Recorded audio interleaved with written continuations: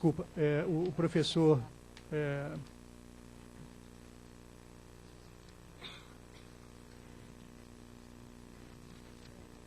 Zé Marcos Pinto da Cunha, não é? Ele é graduado em Estatística pela Universidade de São Paulo, mestre em Demografia pelo Centro Latino-Americano de Demografia, tem doutorado em Ciências Sociais pela Universidade Estadual de Campinas, pós-doutorado no Population Research Center da Universidade do Texas, em Austin. Atualmente ele é professor assistente, doutor do Departamento de Demografia, Instituto de Filosofia e Ciências Humanas e pesquisador do Núcleo de Estudos População, ambos da Universidade Estadual de Campinas.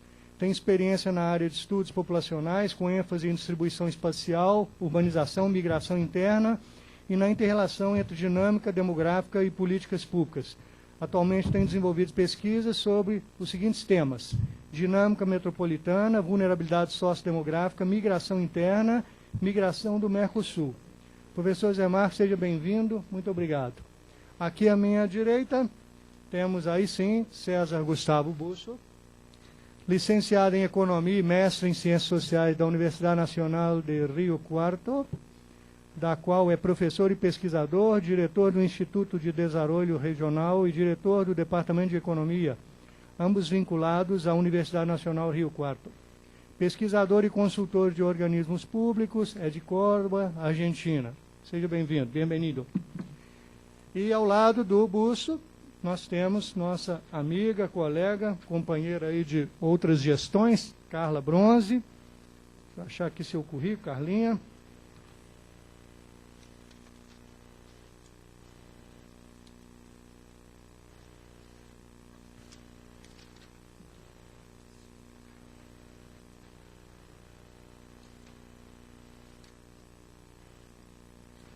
Carla é graduada em Ciências Sociais pela Universidade Federal de Minas, é mestre em Sociologia pela Universidade Federal de Minas Gerais, doutora em Sociologia e Política pela Universidade Federal de Minas Gerais, com tese sobre o tema de pobreza e políticas de proteção social. Ela é pesquisadora e professora da Escola de Governo da Fundação João Pinheiro, nos cursos de graduação, especialização e mestrado em Administração Pública. Leciona disciplinas de Sociologia, Metodologia, Desenho e Avaliação de Políticas Sociais, Bem-Estar e Proteção Social. Desenvolve pesquisas no campo das políticas para infância e juventude, no campo das políticas de proteção social, principalmente relacionadas com o tema da pobreza, vulnerabilidade e proteção social não contributiva. Desenvolve ações de estudos e pesquisas no campo da gestão social e na formulação, monitoramento e avaliação dos programas e projetos sociais. Pesquisa, uso e metodologia de pesquisa na perspectiva do Action Research, buscando conexões entre teoria e prática, conhecimento e ação. Seja bem-vinda, Carla.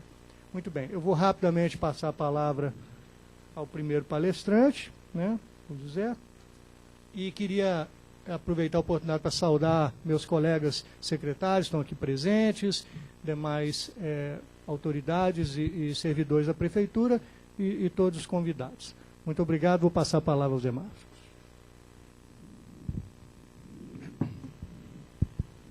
Bom dia a todos e a todas. Na verdade, eu esperava falar depois do Gustavo, mas nós tínhamos combinado, mas enfim, depois do Gustavo, ver como é que a gente... Não sei, só se ele fizer... Você que sabe. Gustavo fala primeiro? Não, passa para o Gustavo. Então, vamos seguir o protocolo. É que a gente tinha feito o moderador é muito complicado. El orden de los faroles no altera el alumbrado, dice un dicho.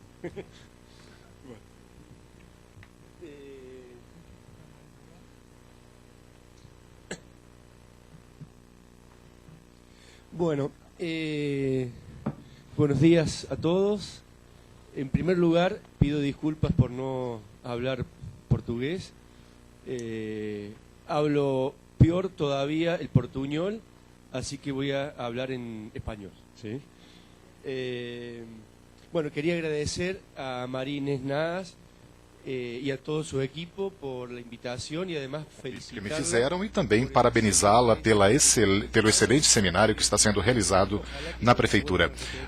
tomara que isso volte a se repetir, porque é muito necessário para todos os nossos países contar com um espaço de reflexão, de debates, para pensar em compromissos de ações para o futuro. E eu acredito que essa é uma excelente oportunidade. A sessão de ontem foi muito boa e eu gostaria também de felicitar você e toda a sua equipe de trabalho.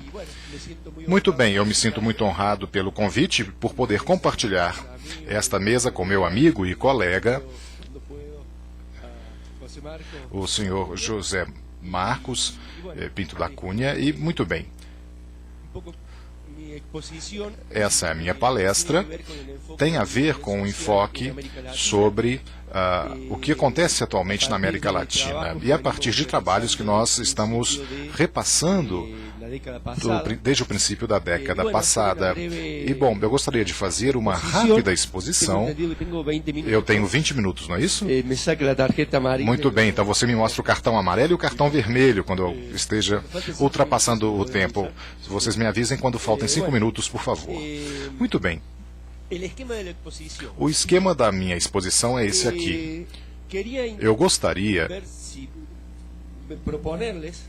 de propor a vocês esse esquema para dar um olhar de longo prazo para analisar as transições e as novas estratégias de transformação social a partir do código interpretativo da vulnerabilidade social, que não é um enfoque alternativo ou excludente em relação ao enfoque da pobreza, da exclusão ou da marginalização social.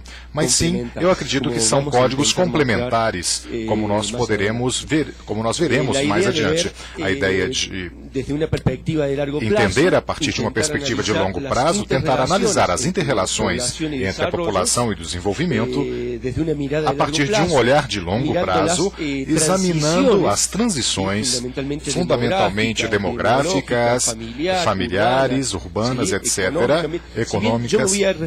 E eu vou fazer referência basicamente à transição demográfica, à urbana e também à familiar. Okay? Muito bem. Examinar estas transições dentro do contexto dos modelos de desenvolvimento e dos diferentes momentos sociopolíticos que permitem compreender as políticas públicas em conjunto com essas transições para ter um olhar de longo prazo a partir de onde nós observamos o conceito de desenvolvimento local e vulnerabilidade social. Posteriormente, eu farei algumas reflexões sobre a articulação do enfoque de vulnerabilidade social com o de pobreza e exclusão, para que pensemos e repensemos sobre as políticas públicas em países da América Latina. Muito bem, o contexto em que surge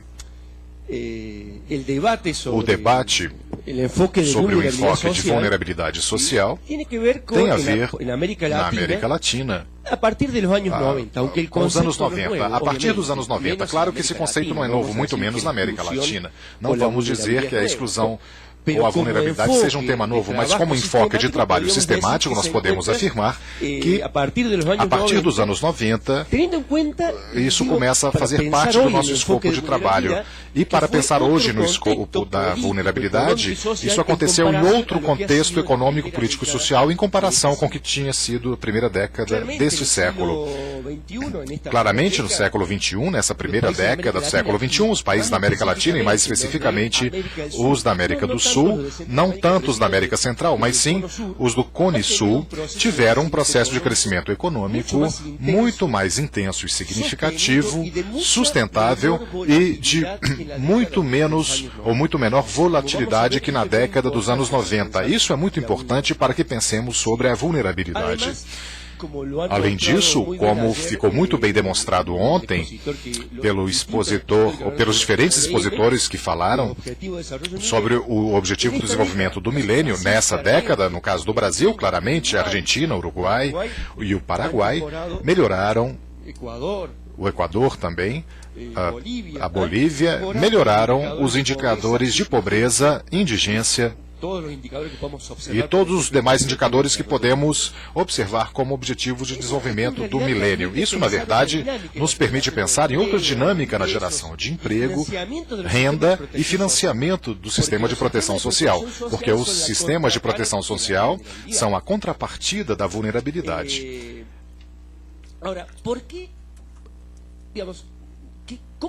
Mas como nós olharíamos hoje esse enfoque? Eu acho que existe uma revalorização do enfoque da vulnerabilidade que sempre nos leva à noção de riscos, ou à noção de fragilidades determinadas. E eu acredito que existe uma revalorização por 3 motivos principais. Em primeiro lugar, pela crise econômica internacional, que começa com toda a sua força em 2008, mas que continua até os dias de hoje, e que nos gera incerteza sobre o futuro, e apesar disso, e de forma inédita, os países da América do Sul continuam crescendo. Isso não era uma coisa comum. Normalmente, quando os países do norte tinham alguns problemas econômicos, nós nos contaminávamos de modo muito forte. Então, na verdade, essa crise internacional coloca em discussão a vulnerabilidade eterna. E, por outro lado, em toda esta década, desde o início do século, se enfatizou muito mais o enfoque dos direitos e nos acordos internacionais, entre outros objetivos de desenvolvimento do milênio, que enfatizam os direitos humanos, o direito da infância, direito da terceira idade, etc. E, por outro lado, porque eu acredito que nós poderíamos dizer a pobreza do enfoque, dá enfoque à pobreza, ou seja, isso tem baixa fertilidade teórica, metodológica, para vinculá-lo com os processos de desenvolvimento local. E é por isso que eu acho que foram buscados ou procurados nessas 2 últimas décadas alguns enfoques diferentes. O enfoque, por exemplo, de marginalidade social, como aconteceu nos anos 60 e como veremos mais adiante.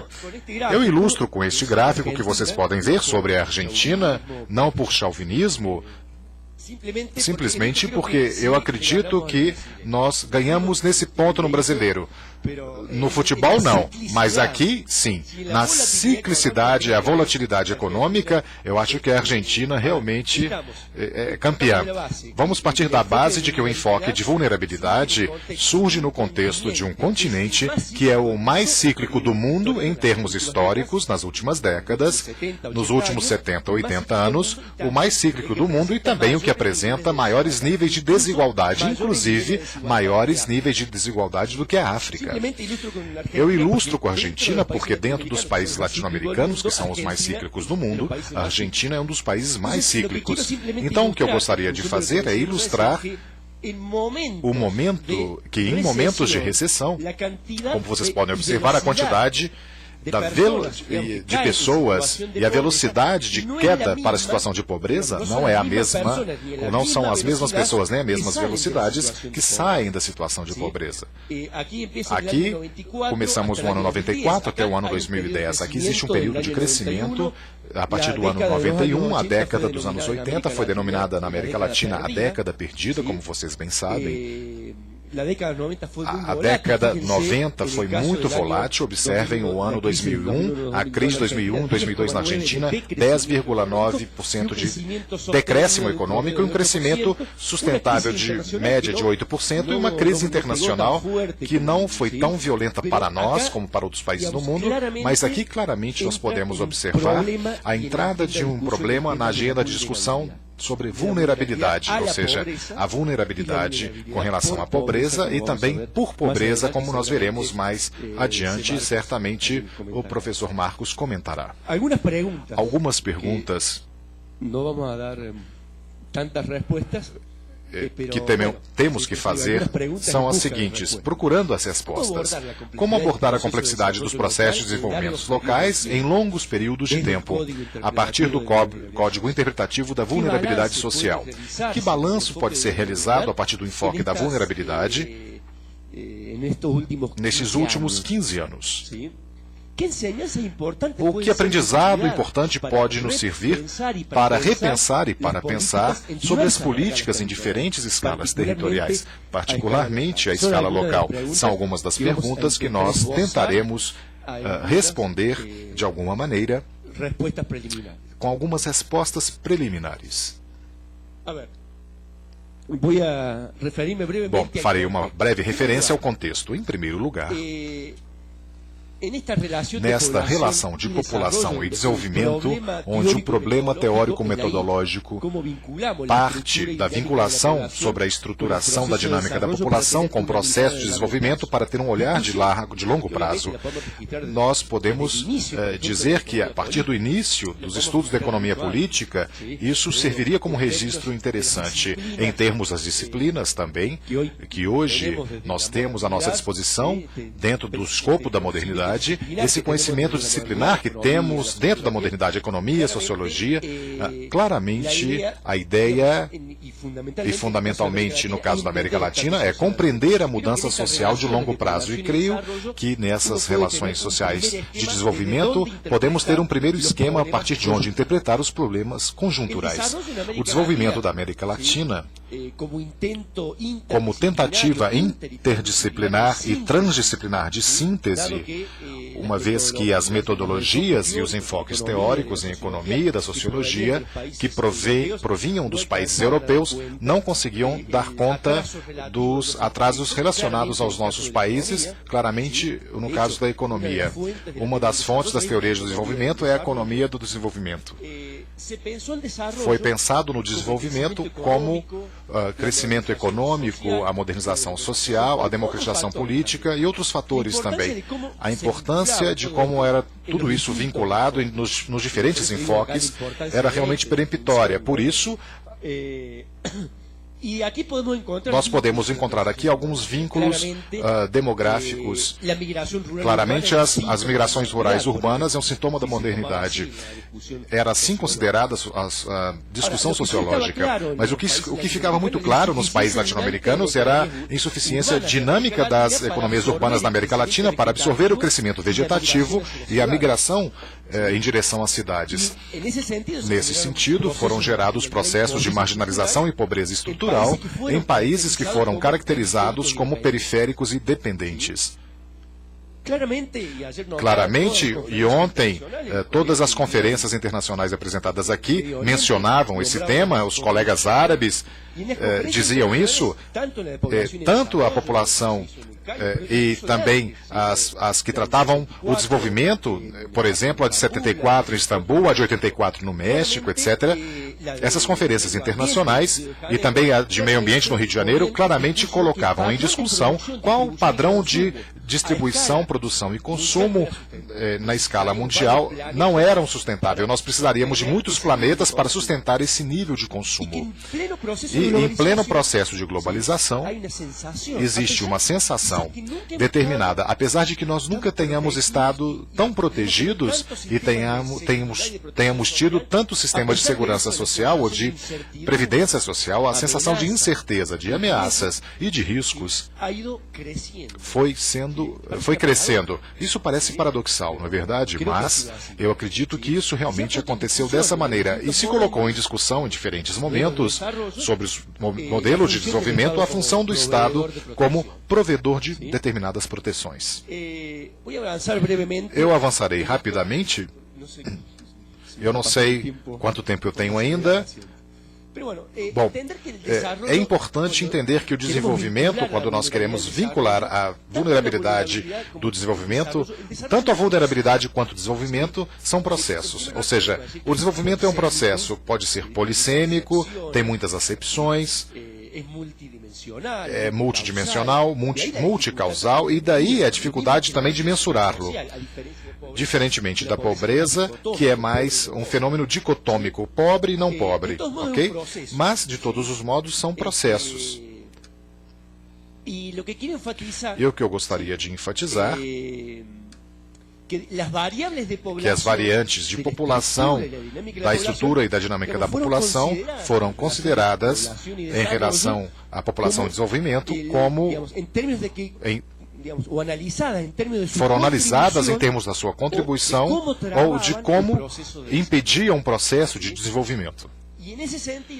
E, nesse sentido, eu acredito que esses movimentos de longo prazo, ou seja, passar de uma configuração ou de uma situação estrutural determinada para outra, essa é a transição demográfica que nós passamos de baixos níveis de crescimento. Quando falamos da transição demográfica, para aqueles que não estão familiarizados, nós temos uma primeira etapa de alta mortalidade e também de alta fecundidade. E esse intervalo é o crescimento populacional. Ok? Aqui, ou seja, o Brasil, inclusive, grande parte desses países estão aqui, isso é do ano 2000, 2005, nós estamos já na pós-transição demográfica, mas aqui vocês podem observar um crescimento demográfico muito potente, que modifica a pirâmide demográfica de base larga aqui para uma base mais estreita. E isso é uma fonte muito forte de demanda das políticas públicas locais. Isso é, e aqui nós estamos com uma população bastante jovem, e aqui estamos com a população em pleno processo de envelhecimento. A urbanização, poderíamos dizer assim, tem esse percurso, vai crescendo nessa parte. Okay? Simplesmente eu gostaria de mostrar a vocês como esse processo a longo prazo altera as demandas de políticas sociais.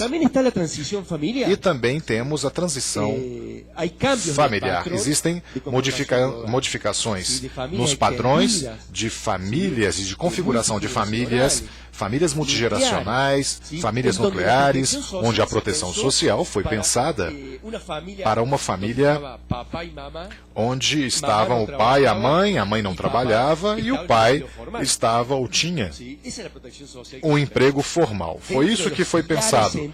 Dentro dos pilares centrais da integração social, o trabalho, a habitação e a educação. Hoje isso não acontece desse jeito, não é verdade? Ou seja, estamos em um processo de mudanças muito fortes que questiona as políticas públicas que tinham sido pensadas no contexto de substituição de importações.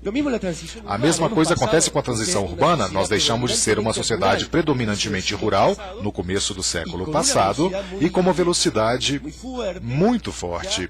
A América Latina também é uma das regiões mais urbanas do mundo. No caso argentino, 90% da população urbana. O Brasil tem 85%, mais ou menos, por cento. E todo o tema da hierarquia urbana. E acho que nós teríamos que pensar a hierarquia urbana e pensar as diferentes estruturas produtivas que estão nas diferentes estruturas urbanas que impactam o mercado de trabalho e também gera o centro do problema da vulnerabilidade, que é o mercado de trabalho, no final das contas. Não é o único, mas sim é um dos mais importantes. Não perderei muito tempo com isso aqui, porque o Paulo já me dirá que faltam 5 minutos para o final da minha apresentação. Tradicionalmente, na América Latina, nós reconhecemos diferentes modelos com diferentes sistemas de proteção social. Aqui, para não fazer referência aos anteriores, no caso do modelo neoliberal, no marco do que foi denominado o Consenso de Washington, claramente no Brasil, na Argentina, no Chile, no Uruguai, na Bolívia também, no Equador, em todos os países da América do Sul, nós conhecemos o que foi o Consenso de Washington e quais foram os 10 mandamentos mercadocêntricos desse consenso de políticas públicas, que significava e representava outro esquema de proteção social que gerou impactos diretamente negativos e gerou brechas sociais importantes sobre o conjunto da população. Precarizou o emprego, diminuiu a cobertura, ou seja, gerou exclusão social. Pelo menos a experiência da grande maioria dos países da América Latina foi essa. Muito bem, eu acredito que as tentativas de dar um rosto urbano, pelo menos em grande parte dos países, aconteceu. E atualmente, nos modelos pós-consenso de Washington, nós estamos buscando ou procurando uma teoria. Somos modelos procurando uma teoria. Alguns dizem que somos keynesianos ou pós-keynesianos, mas estamos procurando ainda uma teoria que possa, e de fato estamos ainda em processo de observação, porque acho que nós estamos seguindo outras receitas ou outros alinhamentos do que os alinhamentos do FMI. E exatamente nós estamos conseguindo o que nós não conseguimos nos anos 90. Muito bem. Tenho 10 minutos? Ok. De todos os modos, o José Marco falará também sobre vulnerabilidade. Bom, nós veremos alguns dos enfoques que temos aqui e vou me deter, claro, em vulnerabilidade e depois o José Marcos falará sobre isso. Mas eu gostaria de, basicamente, em termos de pensamento sobre os indicadores das políticas públicas, por que é importante o tema do enfoque? Não é uma discussão sobre o sexo dos anjos ou uma discussão banal. Ok? Eu acredito que a definição de um conceito e do enfoque subjacente delimita em grande medida o problema que nós observamos e como nós o observamos, e também a forma de mensurá-lo, porque se tratam de soluções políticas, inclusive. E eu acredito que, em termos da estrutura das políticas públicas, existe a hipótese de impacto, que é a coisa central, ou seja, o vínculo entre o produto que é oferecido por uma política social, por exemplo, uma capacitação trabalhista, ou a vacinação em massa, etc. Com o propósito do impacto direto. E aí existe uma hipótese teórica que muitas vezes não é considerada. E é diferente reduzir a pobreza e reduzir a vulnerabilidade, a exclusão, a marginalidade, porque nos leva a dimensões diferentes e, evidentemente, a variáveis e indicadores diferentes também.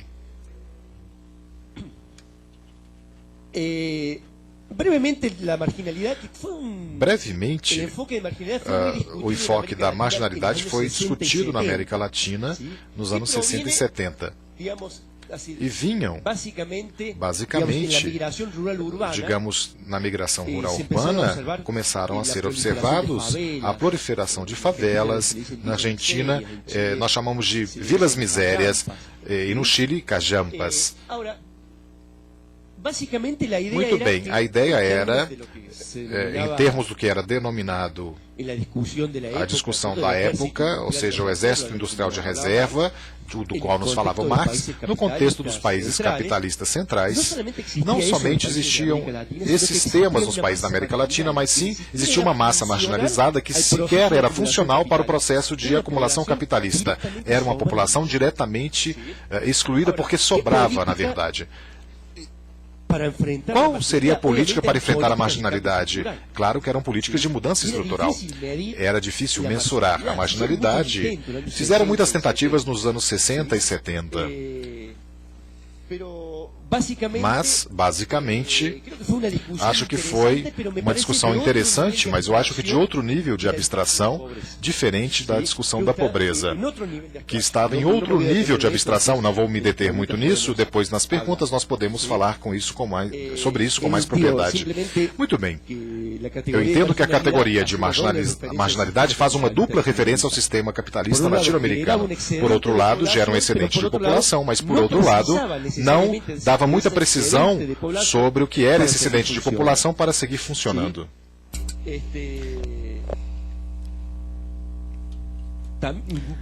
Bom, eu vou falar muito pouco da pobreza, porque eu acho que é um foco muito conhecido, muito divulgado. As primeiras mensurações são mais ou menos de 1895 na Inglaterra, muitas experiências de mensuração.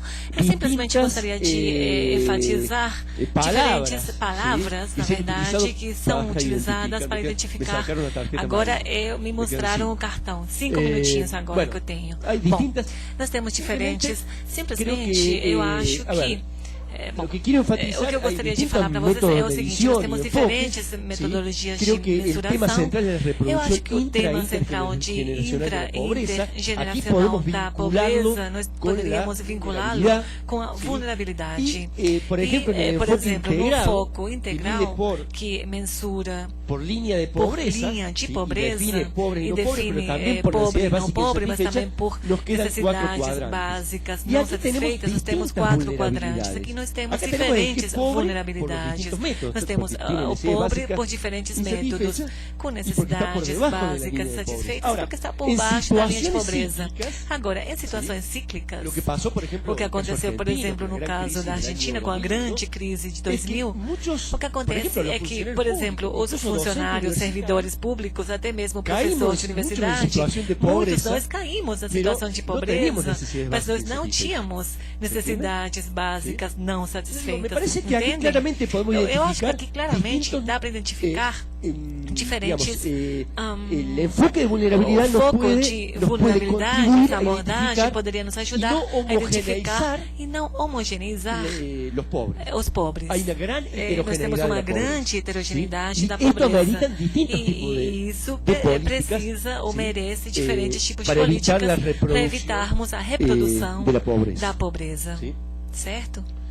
A mesma coisa acontece com o foco de exclusão da origem europeia, que foi uma discutida na França, se aplicando nas políticas públicas nos anos de 80, entendido isso como um processo de enfraquecimento, de rompimento dos vínculos sociais que vincula, que junta, ou que conecta o cidadão com os vínculos de referência sociais. A vulnerabilidade para o acesso, ou a falta de acesso para habitação, moradia e direitos cidadãos. Eu não vou falar muito sobre isso porque tenho pouco tempo, mas falar simplesmente que a vulnerabilidade, eu entendo a vulnerabilidade como uma situação e como um processo que é multidimensional e multicausal, que converge simultaneamente com a exposição ao risco, a incapacidade da resposta e a adaptação de indivíduos, lares ou comunidades. Os que poderiam ser feridos, prejudicados diante de permanência ou mudanças externas, como uma crise internacional, ou internas, como, por exemplo,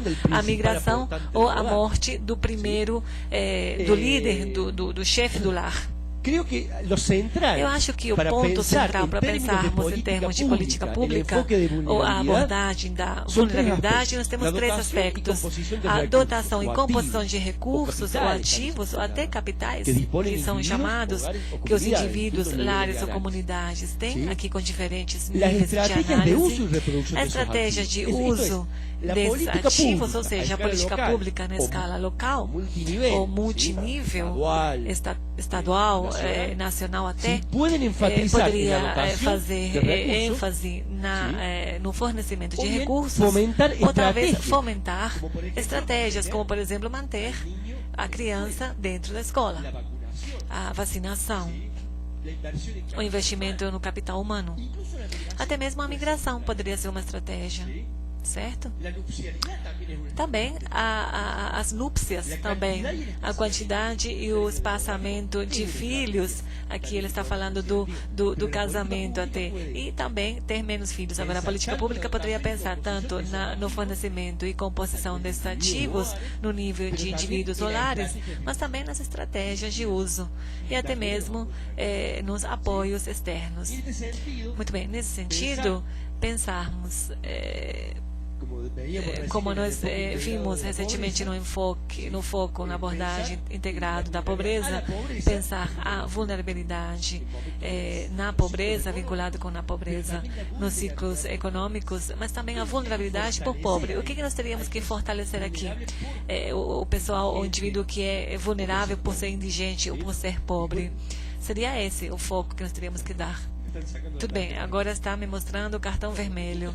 Bom, diferentes tipos de, com certeza, o Zé Marcos vai falar sobre isso, mas basicamente ativos físicos, ativos financeiros, e aqui nós temos problemas de mensuração, claro. Como mensurar isso? Fundamentalmente, no que diz respeito ao capital social, porque os nossos censos e estudos de lá estão pensados para a pobreza, não estão pensados para medirmos ou mensurarmos vulnerabilidade ou marginalidade, outro tipo de abordagem. Estratégia que eu falava recentemente para vocês, que eu acho que são importantes para pensarmos agora que todos os censos dos anos de 2010 estão em quase todos os países, estão sendo feitos. Eu entendi que no Brasil vai ser lançado ano próximo, mas algumas estratégias relevantes para análise da vulnerabilidade seria o casamento, a preservação da vida e da saúde, a mobilidade territorial, onde socializam as crianças, os filhos, para qual escola eu vou mandar as crianças, num contexto onde está estratificado o mercado educacional, estratificado em camadas diferentes por nível de renda. Também a diferença por gênero e idade, etc. A cooperação familiar também. E eu vou concluir. Bom, eu não vou falar muito sobre vulnerabilidade e proteção social, não vou falar.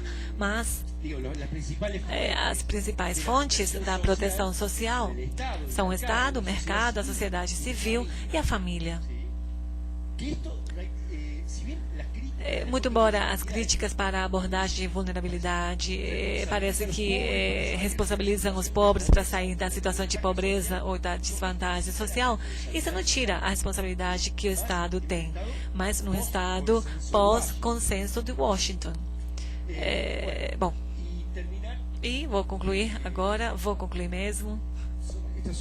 Aqui nós temos variáveis, indicadores que poderiam se tirar de censos em cada um das ofertas de ativos que nós víamos anteriormente, e algumas formas relacionadas com o que acabei de falar, como vincular a exclusão com a pobreza, e pensarmos aqui diferentes níveis de vulnerabilidade em cada um dos quadrantes que merecem diferentes tipos de políticas, diferentes hipóteses de impacto, como acabei de falar para vocês sobre as políticas. Bom, esse gráfico foi o gráfico Kirchner. Alguns alunos deram o nome, que descanse em paz, o nosso ex-presidente da Argentina. Mas, basicamente, mostrar a esfera da inclusão, a esfera da exclusão. Aqui nós temos a linha da pobreza, a linha não é uma linha estável. Aqui para esse lado estão os não pobres e para esse lado os pobres. Então, na esfera da exclusão, eu posso ter pessoas não pobres, mas ao mesmo tempo eu posso ter pobres. Dentro dos incluídos, eu posso ter não pobres, mas também eu posso ter pobres. Se nós tivermos uma área mista, existem os dois tipos e não faz falta, não é necessário ser pobre para ser excluído. Eu posso ter, no caso argentino, uma exclusão. Nós temos uma falta realmente muito grande de acesso à moradia da classe média. Não são pobres, mas não têm acesso à moradia. Bom, eu gostaria de concluir e mostrar duas coisas muito pequenas. Aqui um trabalho que nós fizemos, e eu vou concluir com isso. Agora sim, Pablo.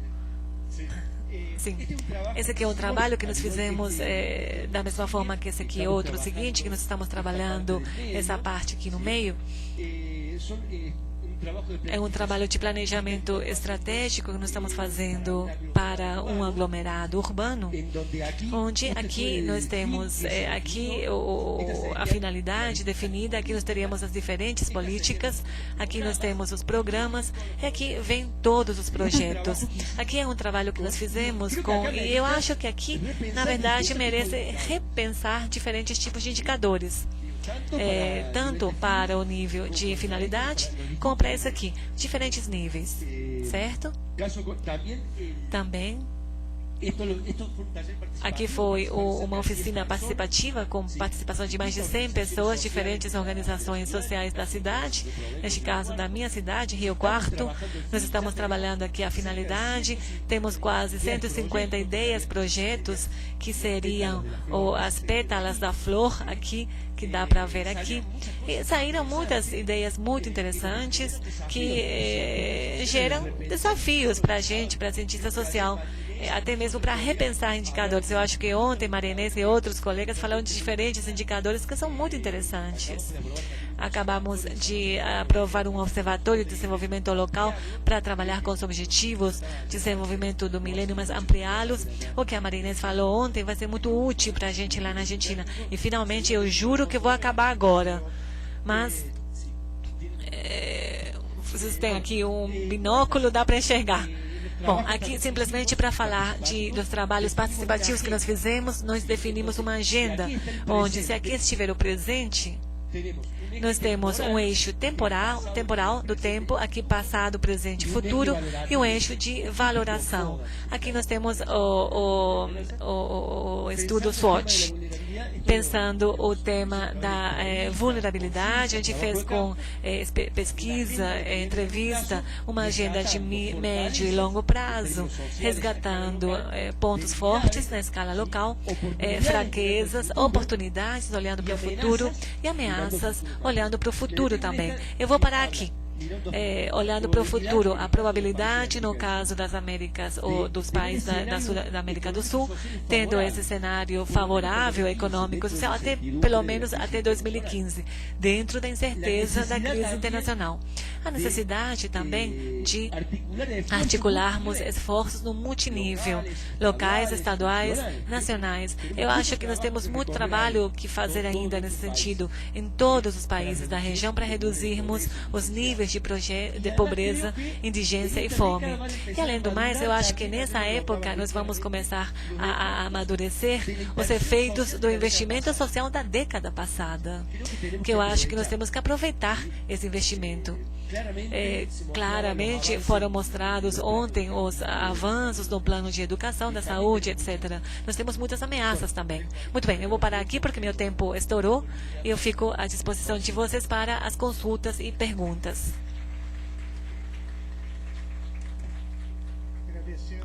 Agradecemos al profesor César Gustavo Busso. Ahora vamos a pasar rápidamente la palabra a José Marcos. ¿Prefieres hablar de aquí o de allí? 30 minutos tienes para tu charla y 5 de tolerancia. Les pido, por favor, a los oradores que cumplan el horario, por favor.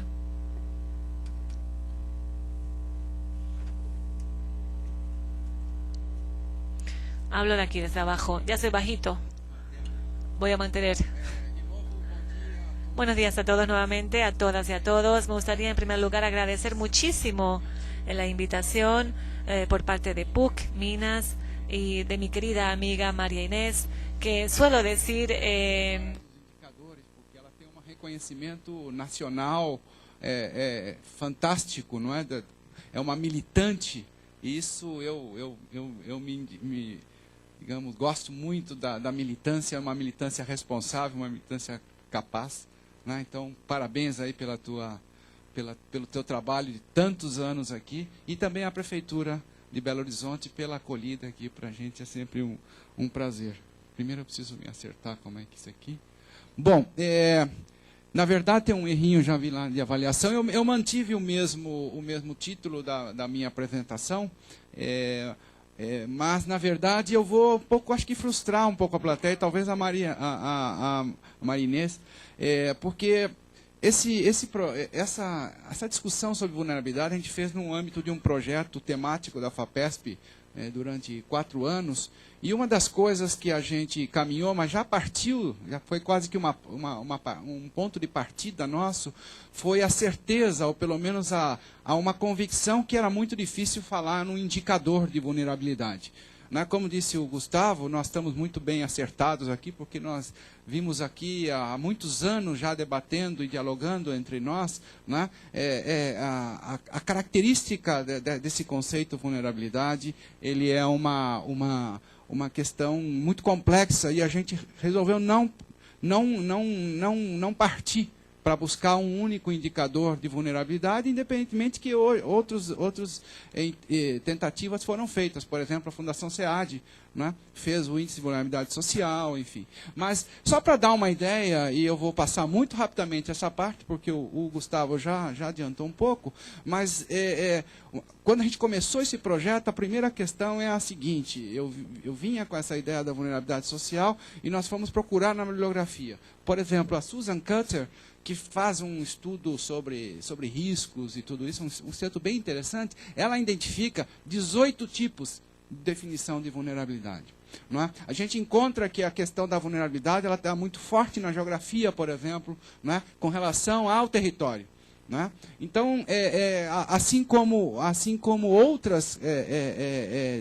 outros conceitos, por exemplo, como sustentabilidade ou globalização, a gente consegue encontrar muitas visões diferentes. Né? Então, na verdade, a gente partiu para essa vulnerabilidade das famílias e domicílios, né? E não do ambiente e dos recursos, que, na verdade, também é uma questão importante, sobretudo, como a Marinês nos lembrava, o nosso saudoso Daniel Hogan, que é um dos grandes especialistas na área ambiental, dizia muito claramente, com muita precisão, que vulnerabilidade era um pouco o outro lado da moeda da sustentabilidade, e, de fato, a gente vê isso. Né? É impossível conseguir uma sociedade não vulnerável se não for uma sociedade também sustentável. Então, só para dizer, eu acho que o Rubem Katzmann é um dos,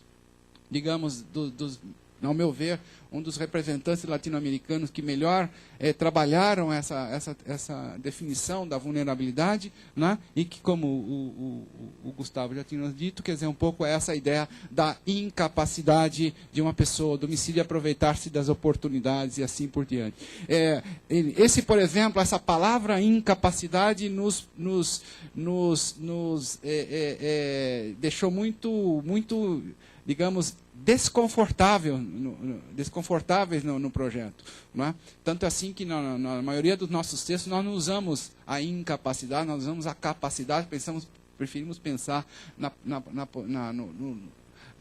no complemento disso. Né? Mas como é uma citação, eu tive que manter, a gente tem usado mais, então seria como a capacidade de uma pessoa do domicílio de enfrentar, né, em distintos âmbitos socioeconômicos, os riscos. Não é? Então, portanto, na definição, né, nesse conceito de vulnerabilidade que nós estamos usando 3 elementos que eu acho que são constitutivos desse conceito. O primeiro deles é a exposição a certo risco. Ou seja, não há, pelo menos do nosso ponto de vista, não há uma vulnerabilidade absoluta.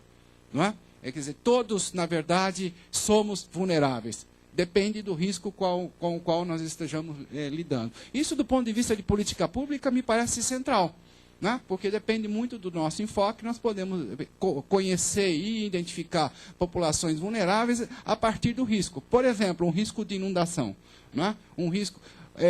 em Campinas, eu sempre dou exemplo, há um bairro lá de classe média alta e que o risco de inundação é quase que constante. Portanto, eles são ricos, tão vulneráveis quanto os pobres. Aliás, é um contrassenso nesse bairro, porque há uma favela na parte mais elevada desse bairro, né, chama Vila Brandina, e quando dá inundação, os favelados estão lá bonitinhos, dando risada dos pobres coitados, entre aspas, que estão sendo... Então, na verdade, para se falar em vulnerabilidade, nós temos que pensar no risco.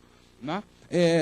De certa forma, o nosso projeto trabalhou com risco à pobreza, né? Então, por isso, vulnerabilidade social, né? Mas também está ligado à ideia da capacidade de enfrentar.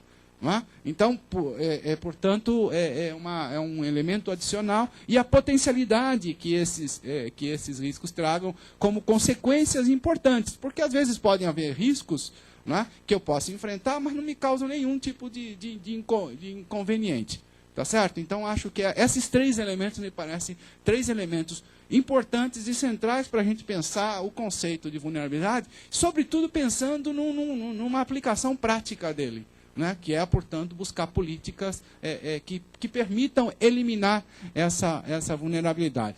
Então, só para também, muito rápido, mas eu acho que tem um tema importante aqui, que eu fui, pelo menos na Unicamp, muito acusado de certa forma, nesse sentido. Quer dizer, a vulnerabilidade vem muito desse estudo seminal da Caroline Moser, que, na verdade, é do Banco Mundial, né, e que trabalha com a ideia dos Assets Vulnerability Framework, quer dizer, na verdade, dos ativos, né, o enfoque dos ativos, né, enfim.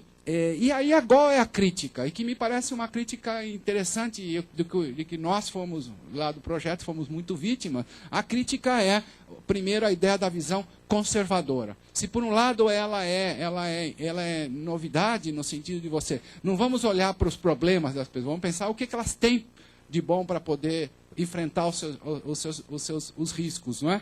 Mas, por outro lado, coloca sobre a família e sobre a comunidade um peso muito grande. Não é? Porque, na verdade, vocês são vulneráveis porque vocês não têm ativos.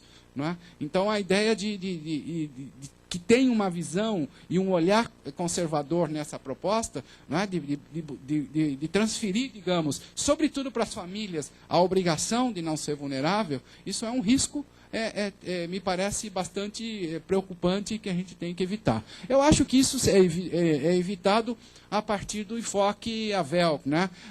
Na verdade, é o enfoque de ativos, vulnerabilidade, estrutura de oportunidades, que o Ruben Katzmann e o seu grupo desenvolve, que, na verdade, o que ele mesmo considerando a ideia da vulnerabilidade, ele está preocupado em entender a lógica e a produção e a distribuição dos ativos na sociedade. Aí já se inverte um pouco a ideia. Quer dizer, é claro que as pessoas precisam ter seus ativos, né, para se defender, mas peraí, vamos dar um passo para trás, para dizer alguma coisa. Como é que é a lógica da produção desses ativos?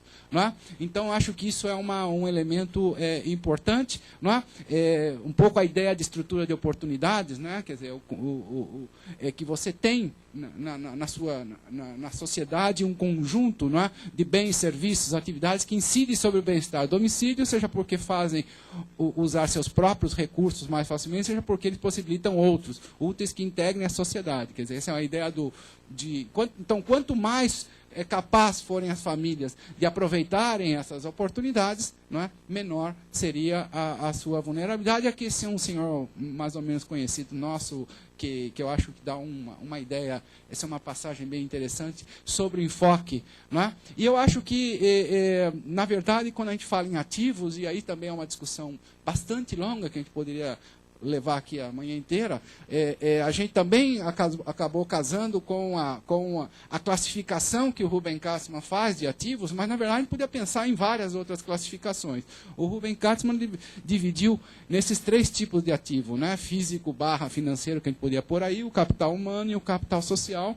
Mas o que eu acho importante e o que interessa para nós, talvez para a política pública também, quais são as principais fontes desses ativos. Não é? Quer dizer, o mercado é uma fonte de ativo importante. Se todos nós fôssemos bem empregados, eu digo nós porque eu sou professor, então também entro no caminho. Se fôssemos bem remunerados adequadamente e tudo isso, nós não teríamos o problema, por exemplo, da vulnerabilidade à pobreza. Não é? Por quê? Porque todos teríamos um dos ativos centrais que nós necessitamos para não sermos vulneráveis a esse risco, né? Que é o dinheirinho no bolso. Tá certo? Então, na verdade, o Estado, portanto, também é uma outra fonte de ativo a partir das políticas públicas. Ou seja, se o mercado não me fornece o que eu preciso, alguém tem que me fornecer. No caso das políticas públicas, seja habitacional, seja a política de transporte, particularmente a política de transportes, que eu acho que é uma fonte importantíssima, que é muito pouco cuidada pelos poderes públicos. Né? A comunidade também é uma fonte de ativo, e como a gente vai ver uma discussão daqui para frente, e também a família, obviamente, não podemos negar, embora não queiramos transferir para a família toda a responsabilidade, mas a família também e a comunidade também é uma fonte de recursos. Não é? Bom, eu vou passar isso, acho que não... não vou passar, não. Isso aqui. O capital social. é um elemento desses 3 ativos, talvez o ativo que a gente menos tem discutido, né? E que eu me lembro na nossa pesquisa, que parte da equipe queria se livrar dessa discussão, porque é uma discussão complexa, não é uma discussão fácil, como disse o Gustavo Busto, nós não temos indicadores potentes e poderosos para medir isso, ainda hoje, né? A ideia do capital social, aí, na verdade, tem uma questão-chave, tem um ponto de interrogação. Uma pergunta que a gente tem sempre feito, a gente não conseguiu respostas definitivas no projeto, é qual é a importância que esse capital social tem sobre a vida das pessoas. Não é? Esse capital social pensado sobre esse conjunto de relações, de confiança, de cooperação, que não passa simplesmente pelas relações individuais, comunitárias ou da família, que também passa, como eu quero mostrar aqui, passa pelo Estado também. Há um estudo bem interessante desses 3 autores aí sobre capital social, que nos fez refletir um pouco sobre o que eles chamam das 3 formas de capital social. O primeiro deles é o bounding, que é, digamos, esse que nós, né? Eu com meus amigos, com meus conhecidos, as trocas e tudo. O outro é esse bridging, que na verdade é a possibilidade que as comunidades se colaborem entre elas. E o terceiro, que me parece que para a gente, quando a gente começou a ver a literatura de capital social, a gente não tinha avaliado muito a partir dessa perspectiva, é o do linking, né? Que é como as comunidades podem se ligar ao poder público. Por exemplo, isso a gente tem vários exemplos lá em Campinas, uma comunidade que está bem articulada e que tem suas lideranças políticas, por exemplo, fortes e com receptividade no poder público, ela certamente, mesmo estando num nível de pobreza parecida a uma outra, certamente essa poderá ter muito mais chance. Eu costumo dizer que o OP, o orçamento participativo, que em algumas nossas cidades no Brasil acabou dando certo, eu acho que é um instrumento, não é, desse linking. Não é? Quer dizer, eu acho que a gente pode, se a comunidade estiver bem articulada, se ela puder e estiver, digamos, bem entrosada nessa relação com o poder público, ela pode, enfim. Então, eu acho que eu ainda estou, embora nas nossas pesquisas a gente não tenha conseguido ir muito além, avançar muito nisso, mas ainda estou convencido que nós temos uma segunda fase da pesquisa que nós vamos dar mais força ainda.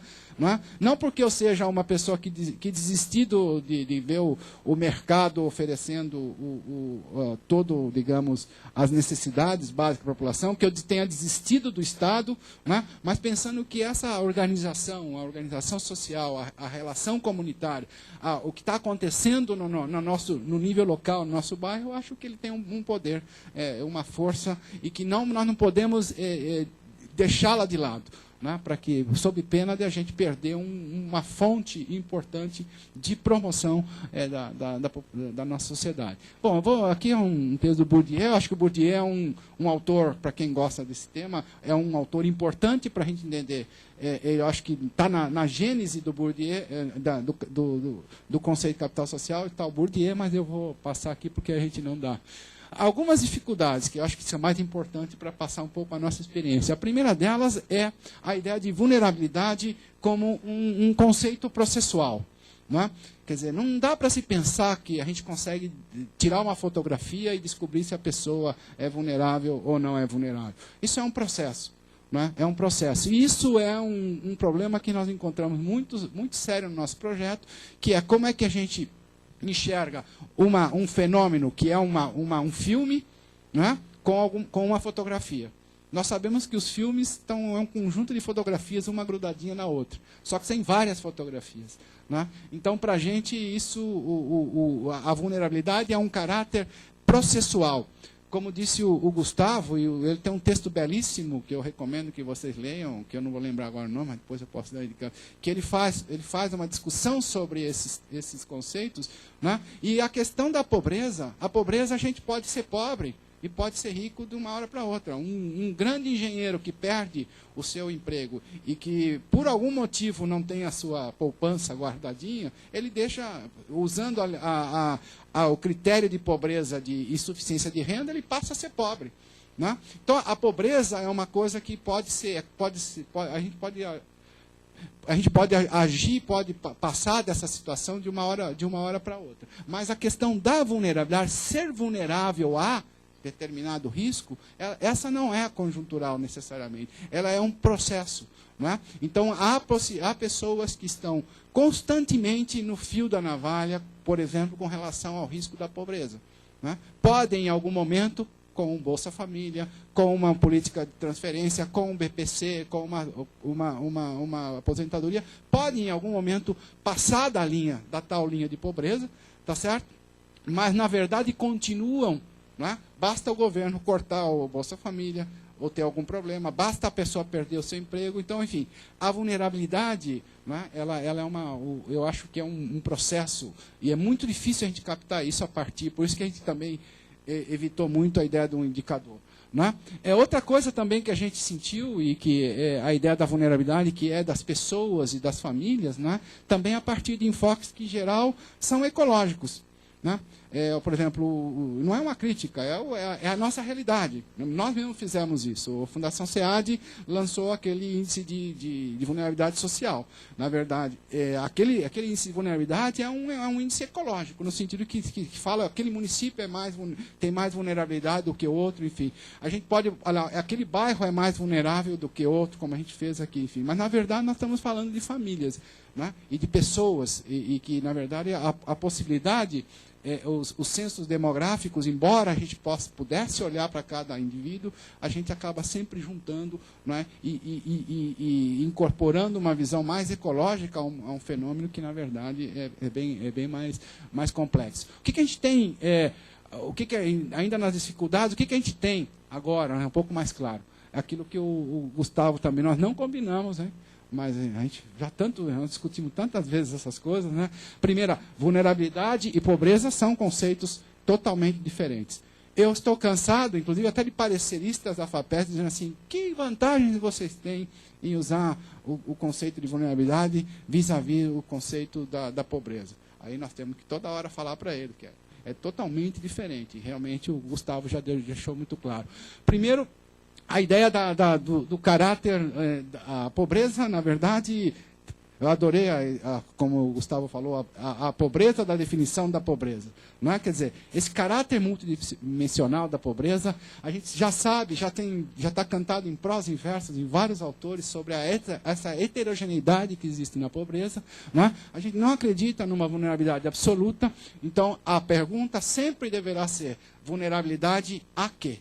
Não é? O risco é um elemento intrínseco à definição da vulnerabilidade. E risco não é vulnerabilidade. Você ter o risco não quer dizer que você seja vulnerável a.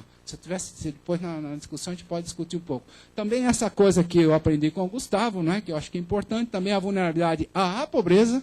Né? Ou seja, o risco é ser pobre. Então eu posso ser vulnerável à pobreza, mas eu também posso ser vulnerável pela minha condição de pobreza. Né? Que são duas coisas um pouco diferentes. Mas, se a gente pensar na forma que a gente define a pobreza em geral no Brasil, né? Em geral pela insuficiência de renda, tá certo? Se eu aumento um pouquinho a linha de pobreza, eu abaixo um pouquinho a linha de pobreza, eu ponho um montão de gente para cima, ponho um montão de gente para baixo. Né? Que eu acho que é uma questão... Então, na verdade, a gente tem que pensar a partir dessas duas perspectivas. Também é uma relação muito forte, a gente escreveu muito sobre isso, sobre segregação socioespacial e vulnerabilidade social. Isso também, para efeito de políticas, é uma questão central para mim, porque, na verdade, na medida que a gente identifica que a segregação espacial traz um elemento adicional importante para a gente avaliar as condições de vida da população e o acesso a que essa população tem, digamos, a toda aquela estrutura de oportunidade. Então, portanto, essa relação pode ser... Bom, eu queria mostrar algumas em 5 minutos, que eu acho que me faltam. Né? A gente fez algumas aplicações, mas eu não vou nem passar na zona de vulnerabilidade, não, porque a gente usou, a partir dos ativos, construiu, né, não quero frustrar vocês, não, mas eu quero discutir coisas que eu acho que é mais importante do que isso. A gente tentou construir, né, como é que eu volto aqui? Eu acho que aqui vale a pena. Esse aqui é um pouco a ideia de que, a partir dos dados censitários, como é que a gente reconstruiu aqueles 3 tipos de ativos que nós vimos: ativos físicos, financeiros, ativo humano, não é? E capital social. E aí a grande frustração nossa sempre foi como é que trabalhar capital social no censo demográfico. Não é? Não existe. Não existe nada que, a la Coleman, por exemplo, não existe nada. Mas a gente, aproveitando aquela ideia daquele texto que eu mostrei, aqueles 3 autores lá, a gente aproveitou para olhar um pouco a partir de algumas perspectivas daquela relação do linking, ou seja, a relação da comunidade com o Estado. Então, a gente conseguiu, a partir, depois, quem quiser, eu posso passar a referência, a gente conseguiu achar nesses dois fatores, digamos, um de desproteção social, né, que, na verdade, qual é o acesso à proteção, a algum tipo de proteção social, isso o censo nos permite captar alguma coisa, e a outra coisa é estratégias que a gente chamou estratégias familiares de proteção social, arranjos familiares que poderiam, né, facilitar ou não facilitar. Mas, enfim, isso, infelizmente, não vou ter tempo para... Mas o que eu queria, eu tinha tanta esperança, nós tínhamos tanta esperança no capital social, né? Vou passar aqui rapidinho, porque... Isso aqui não é desorganização, não. Eu falei, eu não sabia quanto tempo exatamente eu ia ter, mas aqui que eu acho que é uma frustração nossa. A gente apostou muito na ideia do capital social, fizemos um survey específico com todo um módulo de capital social, né, que a gente chamou de família e comunidade, e a gente encontrou coisas do tipo importante. Aqui não aparece as minhas... Não é? Mas a gente consegue encontrar alguma relação. Por exemplo, aqui a pergunta é fontes de ajuda na solução de diferentes situações, né? Então a gente, por exemplo, vê que as pessoas não recorrem, né? Quer dizer, aqui, por exemplo, não recorrem a ninguém, né? Por exemplo, ficar com as crianças, empréstimo de dinheiro. Então a gente tem algumas situações onde eu estava marcado aqui, mas não ficou boa a projeção. Mas algumas situações na qual ainda você vê uma importância, sobretudo, da família, ou dos vizinhos, ou dos parentes, e assim por diante. Mas a maior decepção, talvez, seja... não, nessa aqui. Né? Aqui foi indicação de participação comunitária. Nós perguntamos para o chefe da família e para o cônjuge se eles participavam de algumas atividades. Sindicatos, igrejas, associação de bairros, etc, etc. Vejam vocês qual foi o resultado que nós tivemos. Isso aqui é tudo não pertence e não participa. Não é?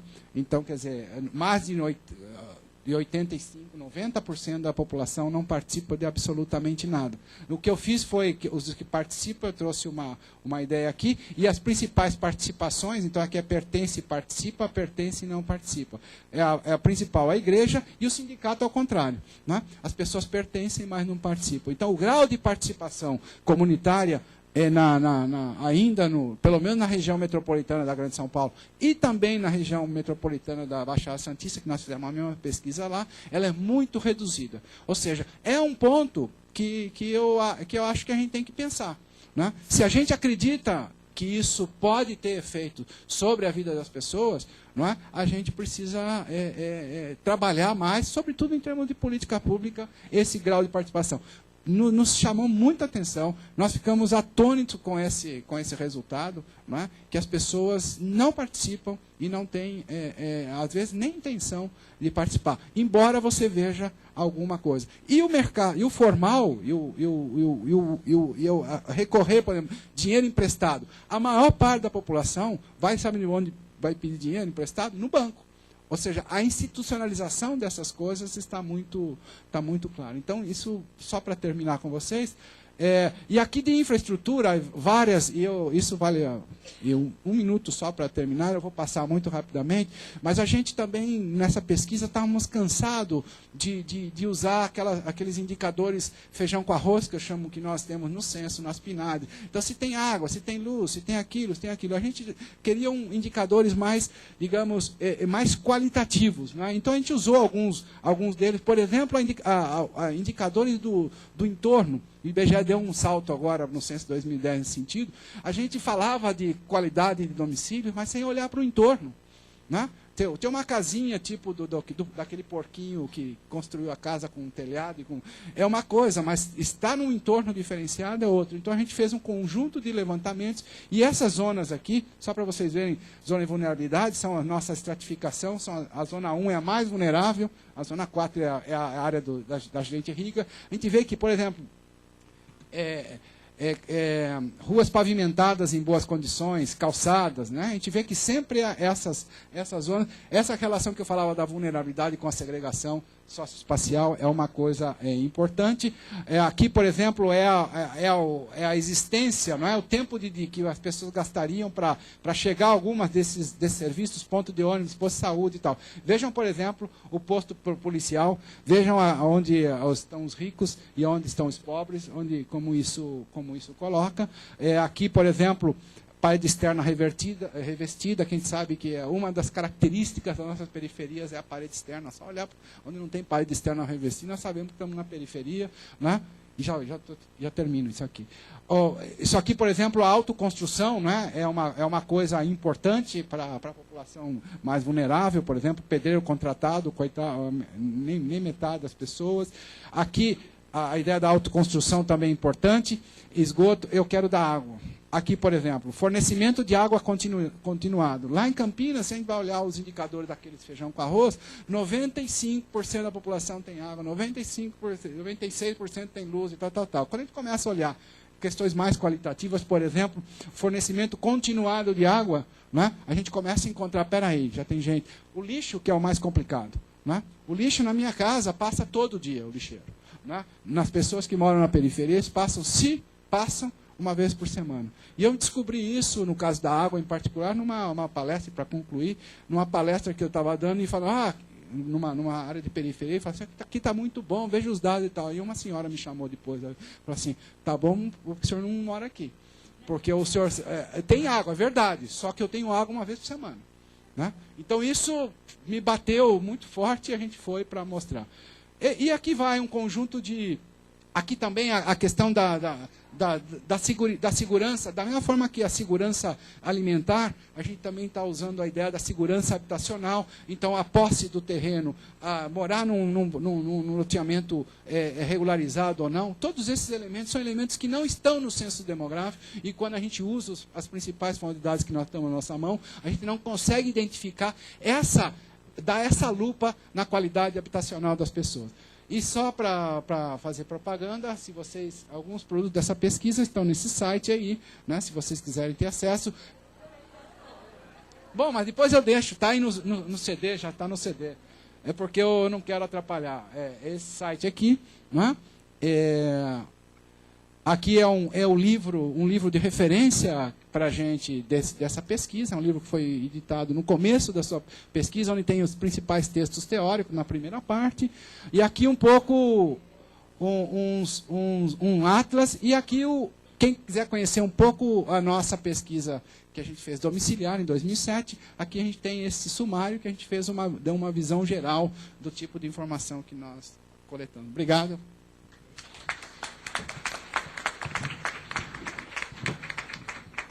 Eu gostaria de lembrar a todos que o seminário vai se tornar mais rico se vocês fizerem perguntas, né? Então, já vão aí preparando, elaborando suas perguntas, e rapidamente passo a palavra para Carla Bronzo. 30 minutos para a sua fala, 5 minutos de tolerância. Bom, difícil falar depois de 2 exposições como essa, né? Com uma bibliografia na mesa, é bastante difícil, mas eu queria parabenizar também a Marinês e a equipe da PUC, da Prefeitura, né, o trabalho de bastidor, de formiguinha, que dezenas de pessoas fizeram para que esse evento realizasse aqui.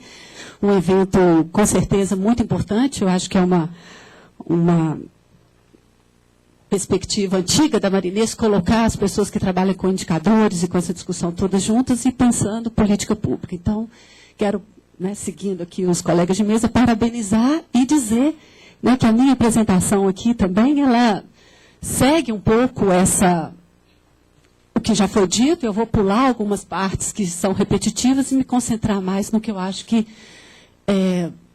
seria mais, vamos dizer, diferente do que já foi exposto aqui. Né? Então, essa é a primeira questão. Concepções importam, eu acho que já ficou claro aqui, o próprio Bulso já mencionou isso, né? A importância de pensar que por trás de cada política pública tem uma teoria por trás. Né? Então, a concepção não é uma questão de uma discussão inútil ou simplesmente de cunho, vamos dizer, acadêmico, mas ela tem consequências do ponto de vista de políticas públicas bastante importantes, e isso, embora seja óbvio, é importante que a gente reconheça, porque, principalmente pelo caráter do seminário, as consequências disso não são triviais. Né? Então, como definimos pobreza?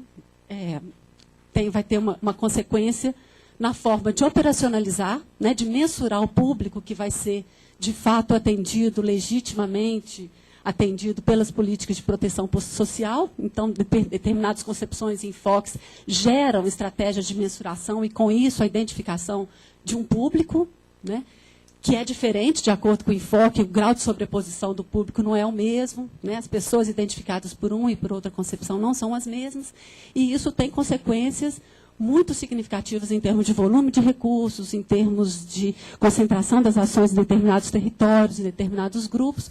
E, por outro lado, também decorre estratégia de intervenção. Né? Determinada visão sobre o problema necessariamente implica determinados remédios ou estratégias para o seu enfrentamento. Então, eu acho que esse, né, seria o grande ponto de partida aqui da exposição. Eu acho que isso já foi falado aqui pelos outros expositores, mas eu acho que é importante mostrar isso. Por um lado, né, a identificação em termos de público, da focalização da intervenção, e, por outro lado, também o elemento de que toda política pública tem uma teoria por trás. Então, toda intervenção tem uma teoria que geralmente não é explicitada, mas que fornece o arcabouço para a ação. E essa frase, né, do Fanfani, definição de pobreza, é o motor para a seleção de políticas. Então, esse é o grande marco, né, que eu acho que é importante a gente ter claro. E eu não vou passar, né, muito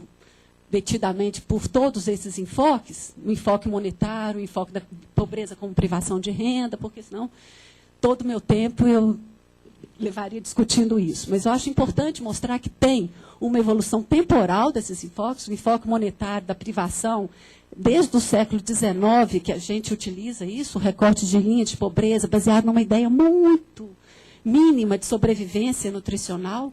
Né? Então, toda a linha de indigência, ela é calculada com base em calorias necessárias para a sobrevivência de uma pessoa, então é quase no nível da sobrevivência da espécie, não tem, né? E ainda tem uma série de restrições ao uso do enfoque monetário como medida de pobreza, não é o caso da gente detalhar aqui, e geralmente, né, os economistas afirmam que a renda é uma proxy das outras dimensões, então por que não usar a renda? Mas a gente sabe que, na verdade, não é assim. Né? E necessidades básicas insatisfeitas é um tipo de concepção que mede indicadores sociais, amplia o arco de indicadores, né, sobre as privações múltiplas.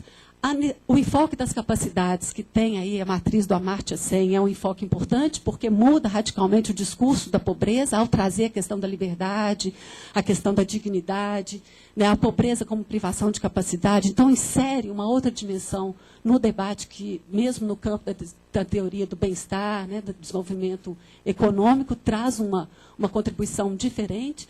O enfoque da exclusão social, principalmente na década de 80, na Europa, vinculado a uma estratégia de política de renda mínima, de inserção, traz outros elementos, o enfoque mais claramente sociológico, né, da pobreza, porque incorpora noção de pertencimento, identidade, relações sociais, grupos, e o enfoque da vulnerabilidade e risco, que numa sequência temporal é o mais recente, né, mais utilizado na América Latina do que na Europa, mas ele, de alguma maneira, incorpora os elementos dos outros enfoques. Né? Não nega, não substitui, mas amplia e incorpora. Eu fiz um desenho aqui, muito feio, mas eu não consegui melhorar, mas eu acho que ajuda a entender. Né? Que lá na renda, como parâmetro nutricional, você tem uma série de outras dimensões que interagem entre si. Saneamento, transporte, moradia, educação, saúde, trabalho.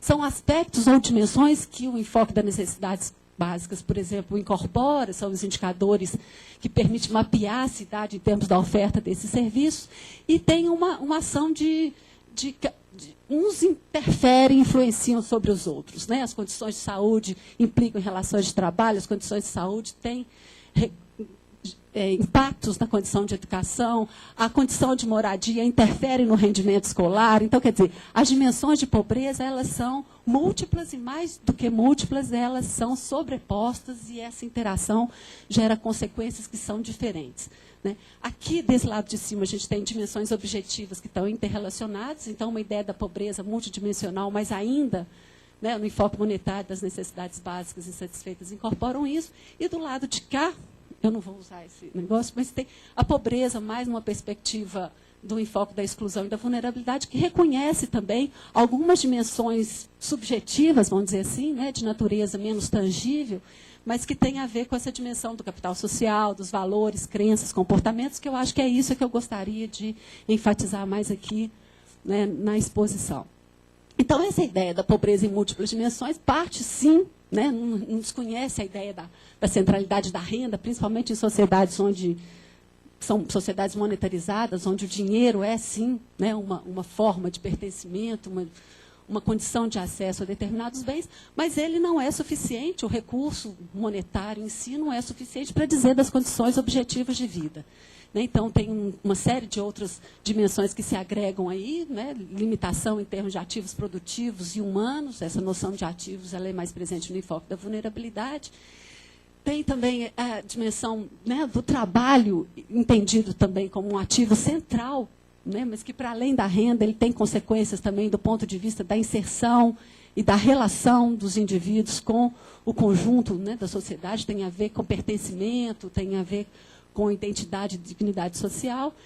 Aspectos subjetivos relativos a valores e atitudes são muito presentes na literatura mais contemporânea sobre pobreza, esse reconhecimento, né, de que na pobreza, principalmente a pobreza crônica, essa pobreza intergeracional, essa pobreza mais intensa, você tem a presença de valores e comportamentos e atitudes de resignação, apatia, dependência, e que todos esses elementos são importantes, né, não só para caracterizar uma condição de muita vulnerabilidade, mas também importante de ser revertido para uma situação de superação da pobreza. A questão do território, como, né, o José Marcos já apontou aqui, a segregação socioespacial é um elemento extremamente importante que pode, né, colocar um outro fator, né, que explica ou não a permanência numa situação de exclusão. Controlada todas as demais variáveis, né?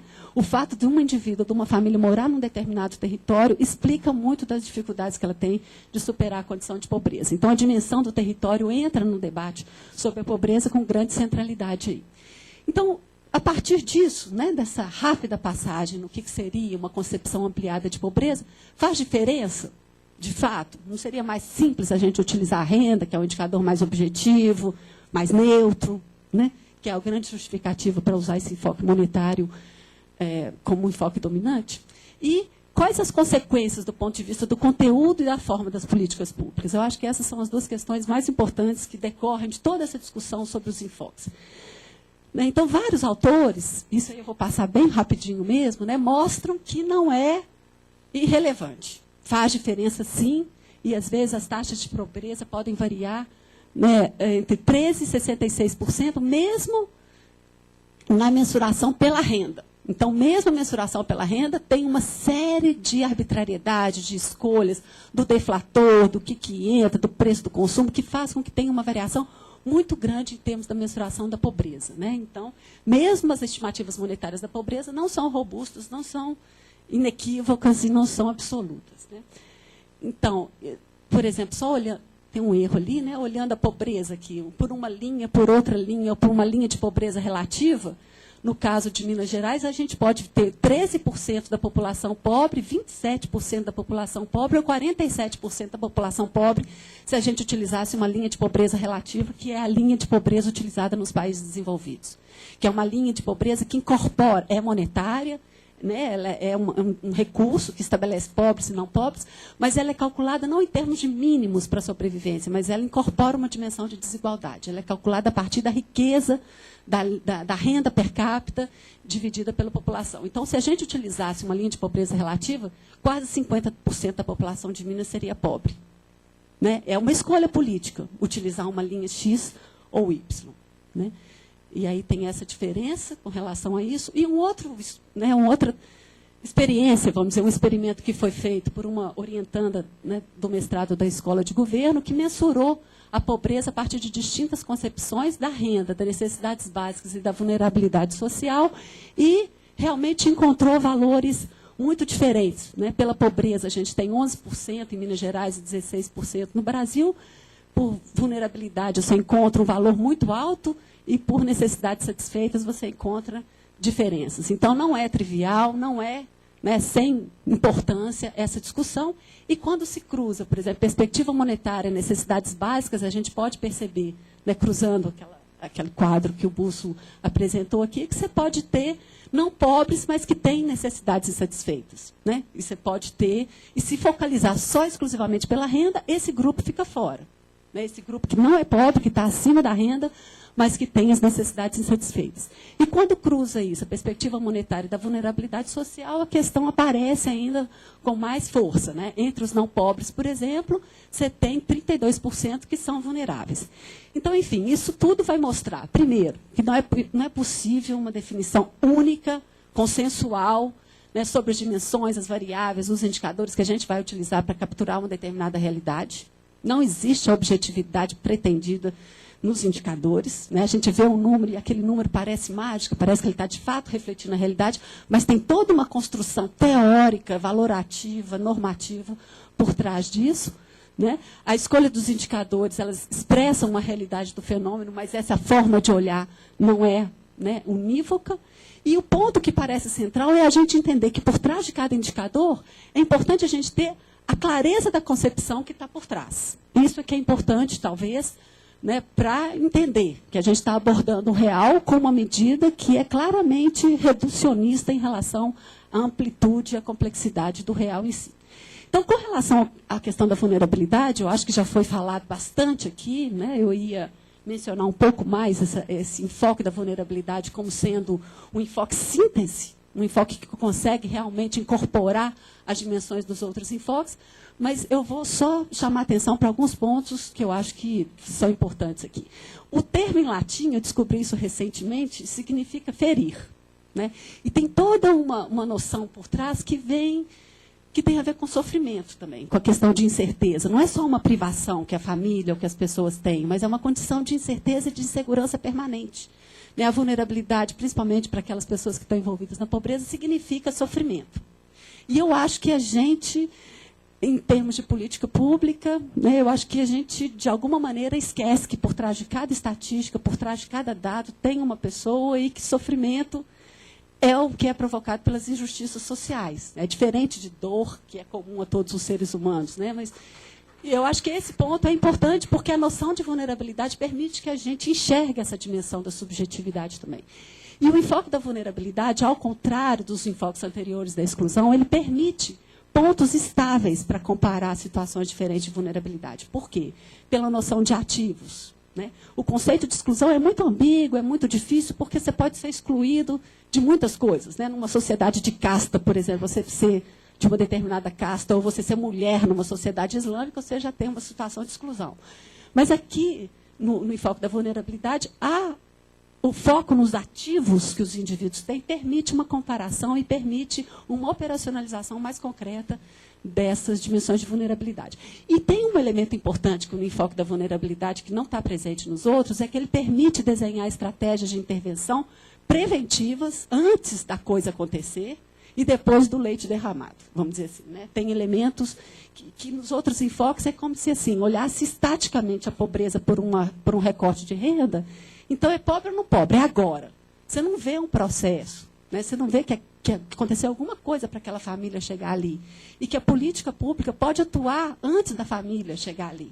Né? Tem uma série de outros mecanismos e de outras intervenções que são importantes para pensar a superação e do enfrentamento da vulnerabilidade.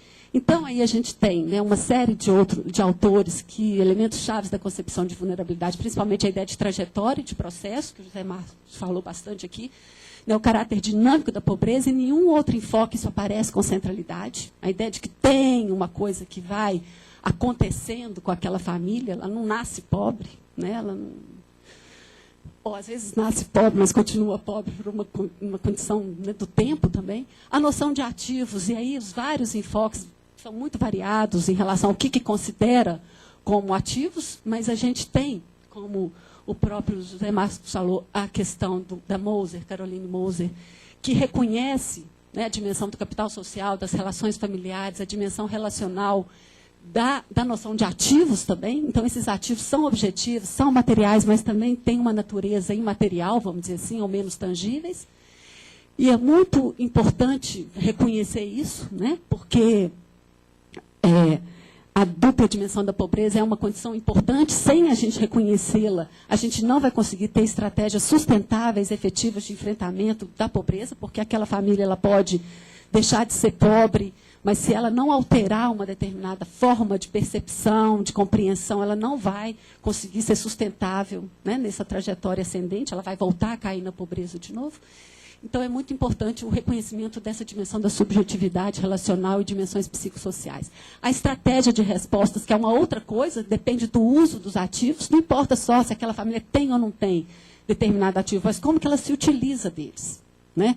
E esse é um elemento importante, e a grande, vamos dizer, contribuição da Caroline Moser foi focar exatamente nessas estratégias de resposta, como que as famílias utilizam seus ativos, e a gente vai ver que um aspecto importante das políticas de proteção social no âmbito local é atuar sobre isso, sobre os ativos e as estratégias de resposta das famílias, e a ideia de estrutura de oportunidades. Que isso aqui, eu acho que coloca por terra qualquer crítica que se faça ao conceito de vulnerabilidade, ao dizer que ele é neoliberal, que ele coloca nas famílias a responsabilidade por sua própria biografia, né? Porque, na verdade, a centralidade da ideia de estrutura de oportunidade chama atenção exatamente para a questão das políticas, das instituições, o peso das estruturas que constrangem, né, esses ativos e que definem o uso desses ativos pelas famílias. Então, é claramente uma dimensão macro, contextual, determinante, condicionante, que está presente com toda clareza no enfoque da vulnerabilidade, e que eu acho que ele permite fazer a ponte. Essa é a grande questão, assim, numa perspectiva sociológica, é um conceito muito interessante, porque liga o que é micro, o que é individual, com o que é macro, com o que é estrutural.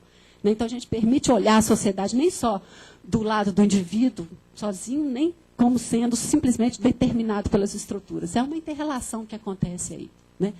E, com isso, a gente tem uma citação do Gustavo Busso, né, a ideia da vulnerabilidade. Já estava, não coloquei porque ele estava na mesa, mas eu sempre utilizo essa citação mesmo, né? E do Katzmann também, a ideia de ativos, o que significaria vulnerabilidade a partir dessas duas noções. E essa é a grande questão que eu já mencionei, né? Ativos, por um lado, né, do ponto de vista estratégia de resposta, por outro lado, a gente tem a categoria de estrutura de oportunidades. E isso significa reconhecer, né, que essa capacidade dos indivíduos, a capacidade de manejar os ativos dos indivíduos é condicionada, alterada, sustentada, constrangida pela estrutura de oportunidades existentes, né? E por isso a gente está pensando no conjunto de recursos, bens, serviços, programas, benefícios colocados a público com diferentes níveis e tipos de vulnerabilidade. Quais são as consequências, né, da gente utilizar uma concepção ampla da vulnerabilidade que reconhece a multidimensionalidade, a heterogeneidade e a presença das dimensões subjetivas? Todas aquelas implicações ali. A necessidade de uma gestão intersetorial que consiga integrar as diversas áreas para fazer frente à multidimensionalidade da pobreza. Então, não é possível mais pensar que a política de assistência social ou só as políticas sociais vão dar conta de acabar com a pobreza, porque não vai. Né? A pobreza está muito além disso, tem outras dimensões. E aí a intersetorialidade é um requisito, é uma exigência de uma política estratégica. A necessidade da flexibilidade na oferta de serviços, a construção e o fortalecimento de redes de serviços, com foco no território, exatamente para capturar essa heterogeneidade e dar conta da diversidade da pobreza, tal como ela se manifesta diferentemente nos diferentes lugares. Então, o foco na infraestrutura social, que é um conceito importante, que, ao mesmo tempo, agrega a noção de rede de serviços e aspectos da organização social também. Isso, capital social, essas dimensões mais intangíveis, que estão presentes numa comunidade, num determinado território. Por que um território as coisas funcionam melhor e o outro território as coisas não funcionam melhor? Tem alguma coisa ali que tem a ver com as relações sociais, com as relações dos agentes, que explica essa diferença. a questão das dimensões subjetivas, o foco na autonomia, nas capacidades, no empoderamento. Então, o amarelo significa o conteúdo, né, e a forma, vamos dizer assim, de uma agenda renovada de proteção social no âmbito local que decorre da compreensão de uma pobreza mais ampliada. 5 minutos, então, vamos lá. A ideia da dupla dimensão da pobreza, essas dimensões valorativas, esses aspectos de natureza muito psicossocial, eles são importantes porque, principalmente nas relações com os agentes públicos, né, com os agentes das políticas públicas, com os agentes do mercado, esses comportamentos, esses valores, essas atitudes são reforçadas ou fortalecidas, né? E isso é muito importante, porque acaba que a população que é usuária dos serviços de proteção social, usuária dos serviços dos CRAS, muitas vezes nessa relação é que se reforça essa atitude de fatalismo. Não adianta fazer nada, né, não adianta nada. É uma ideia de uma resignação, uma ideia de impossibilidade de movimento, de paralisação. E isso, sem alterar essa condição, nada que se fizer, nenhum recurso do Bolsa Família que for, nada que se oferecer para essa família vai ser suficiente para arrancá-la da condição de pobreza se essas dimensões psicossociais não forem revertidas. E aí a gente tem a questão do empoderamento. Tinha colorido aqui, eu não sei porque está tudo preto e branco, eu tinha colocado cores assim. Mas a questão do empoderamento é um termo difícil, né? É um termo meio mágico, assim, um termo que pouco preciso, mas ele diz, né, respeito a uma ampliação da capacidade de poder das pessoas, do ponto de vista objetivo, que significa maior acesso a ativos, a recursos, mas também capacidade de autoexpressão e autoafirmação, capacidade de agência, capacidade de ação. Então, a gente tem aí esse caráter contingente, alguma coisa é um processo e, ao mesmo tempo, é um resultado que pode ou não acontecer, né, e a centralidade da estrutura de oportunidades do Estado para produzir mudanças aí. Né? Algumas evidências ainda exploratórias de uma pesquisa que a gente acabou de realizar na Fundação João Pinheiro, que foi concluída agora, que buscou exatamente tentar capturar alguns efeitos dos programas de proteção social, Bolsa Família e o trabalho socioassistencial desenvolvido no CRAS, nos aspectos de natureza psicossocial. Então, a gente tentou olhar para isso, ver, faz diferença? Né? Faz diferença nessas famílias que são submetidas ao CRAS? Então, a gente fez uma pesquisa, foi um survey, né, com mais de 600 famílias aplicados em 2 áreas, numa mesma regional em Belo Horizonte, 505 questionários aplicados aos beneficiários do Bolsa Família, que estavam na lista do Bolsa Família, e outros 103 questionários nas famílias que moravam ali no território, mas que não eram beneficiárias. E aí as hipóteses é que os serviços produziriam efeito nessas dimensões e que a transferência de renda também provoca mudanças para além dos indicadores mais objetivos de escolaridade, etc. Eu não vou falar disso porque não vai dar tempo, mas o CRAS tem esse objetivo manifesto, né, de fortalecimento da rede, de trabalhar nessas dimensões do fortalecimento da capacidade protetiva das famílias e tal. Então, essas foram as perguntas que a gente quis um pouco responder, né, contribuem para a alteração dos ativos, alteram estratégias de resposta, como as condições da infraestrutura social, rede de serviços impactam nesse processo. É muito importante a gente tentar ver como que essa capacidade de resposta é influenciada pela natureza do território, vamos dizer. Né, a gente percebe que essas famílias são famílias extremamente vulneráveis, precariedade da infraestrutura de serviços nos territórios, uma dificuldade, precariedade de ativos. E entre os beneficiários e não assistidos, a diferença é muito pouca, né? Embora a gente tenha aí um público. Isso mostra que a focalização do programa Bolsa Família é importante, mas se a gente olha ali nos não assistidos, que tem o superior incompleto, nem tem. Cadê o superior completo? Nem tem aqui. Superior incompleto, 1%. Né? Então, a gente tem uma condição de vulnerabilidade muito grande nos 2 grupos, independente, né, de um ser beneficiário e outro não. Com relação à vinculação no mercado de trabalho, também a gente percebe entre o grupo de beneficiários e de não assistidos uma similaridade muito grande, uma informalidade muito alta, né, mas você tem aí um pouco o trabalho assalariado maior no grupo de não assistidos. O trabalho é um importante diferencial. Né? Mas quando a gente olha para os problemas do território, uma questão que a gente pergunta, a percepção dos 2 grupos é a mesma. Né? Tem características do território que dependem, né, do perfil de vulnerabilidade que é percebido dessa mesma forma. numa parte do questionário, a gente perguntou muitas coisas no questionário sobre essas questões que o José Márcio falou, participação, com quem participa, com quem que conta, se precisa de ajuda, com quem pode buscar ajuda.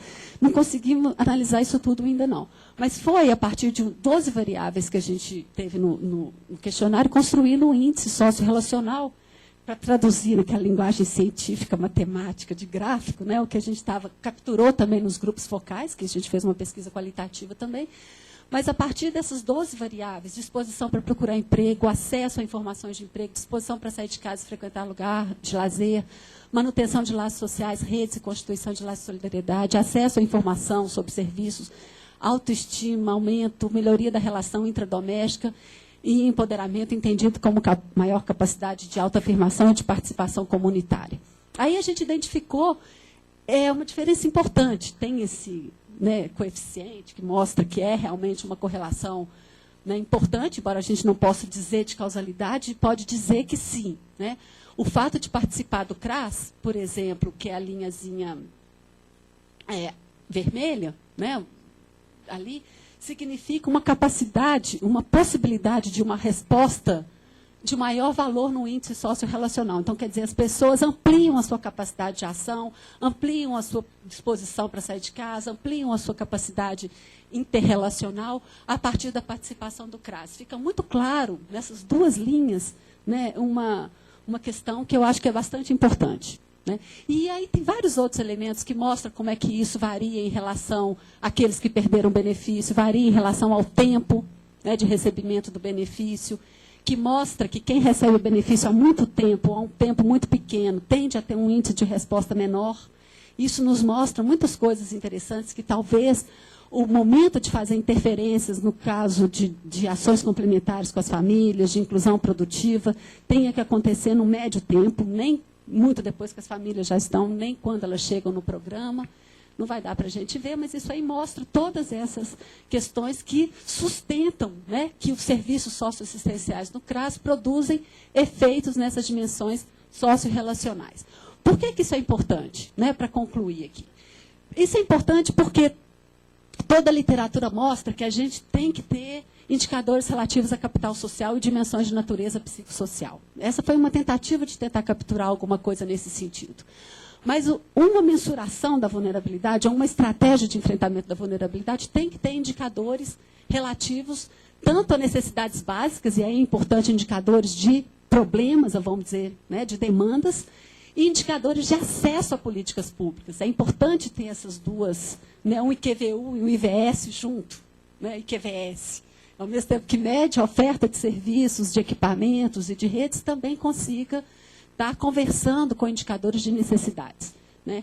E toda a necessidade de ter indicadores focados no território também. A vigilância socioassistencial, né, do SUS é importante da gente conseguir concretizar isso, porque ela permite olhar para o território de uma forma, né, mais aderente aos serviços que são prestados, e a necessidade de ter indicadores que sejam intersetoriais também, né, indicadores que permitam a intersetorialidade na gestão.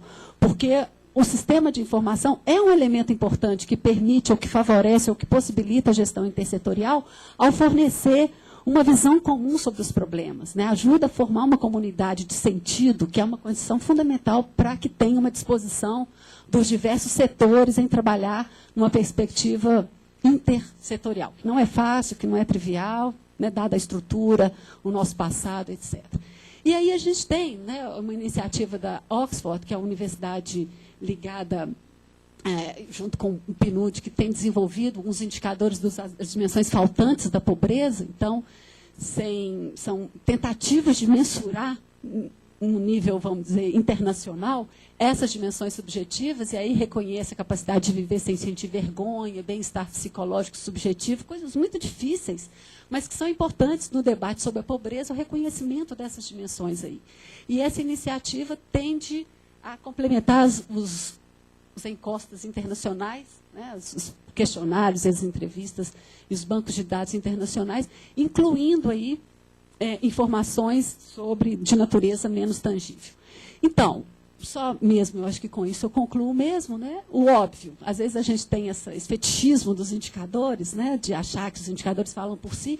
Eles como já disse o Paulo Bretas aqui na abertura, eles não são úteis por si só, eles só são úteis se, na verdade, permitem olhar a realidade e formular respostas a ela, né?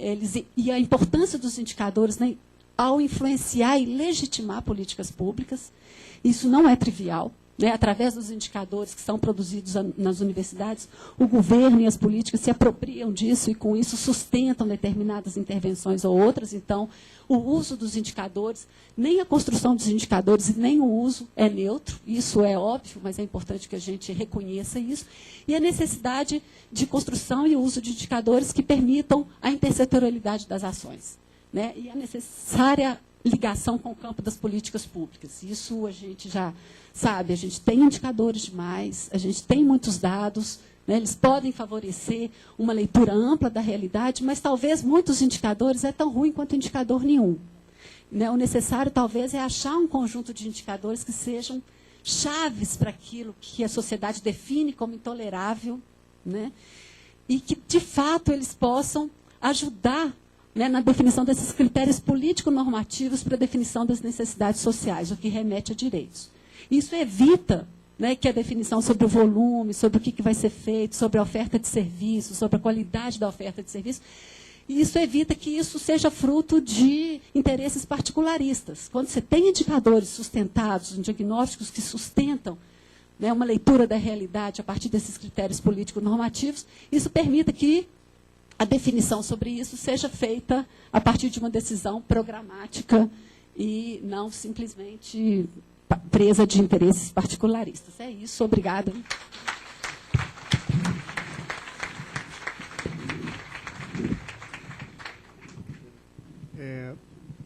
Dado o avançado da hora, eu vou abrir para 10 perguntas. As demais perguntas deverão ser encaminhadas à mesa por escrito. Eu irei encaminhar aos palestrantes, que, aliás, estão todos de parabéns, né? Nos abrilhantaram com belas exposições, ricas, bastante complexas. E vamos lá, quem gostaria de fazer perguntas, por favor. Quem quiser usar o microfone, está aqui o microfone. Quem quiser encaminhar por escrito à mesa, por favor. Alguém ajude a coletar as perguntas, por favor?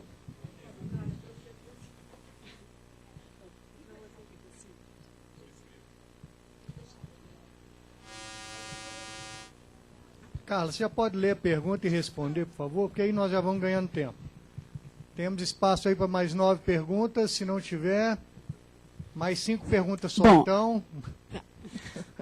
A Judite, bióloga e gestora social, pergunta: o meio ambiente, dentro de uma visão sistêmica, integrativa e interativa, não foi mencionado nesse seminário até agora.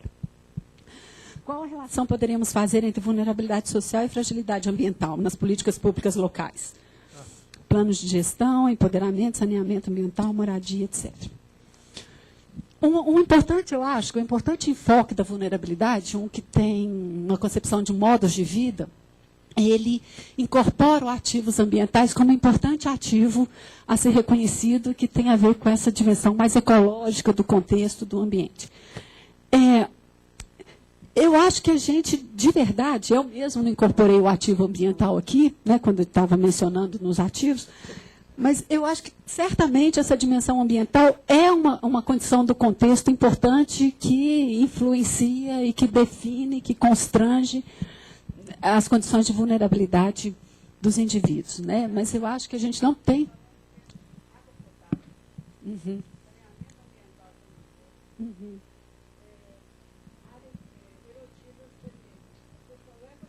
Uhum. Uhum.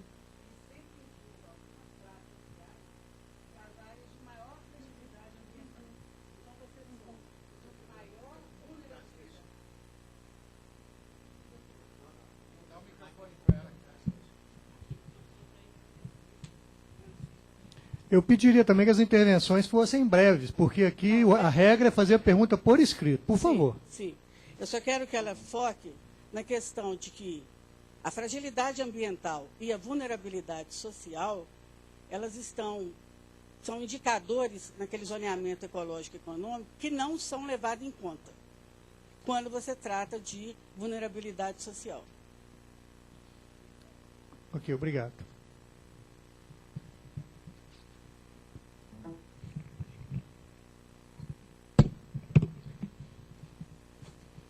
Tem uma pergunta aqui para o Zé Marcos. Faz a leitura e a resposta, por favor, Zé Marcos. No mapeamento da vulnerabilidade socioambiental é possível evitar o enfoque ecológico, uma vez que se trata de contextos territoriais ou de comunidades?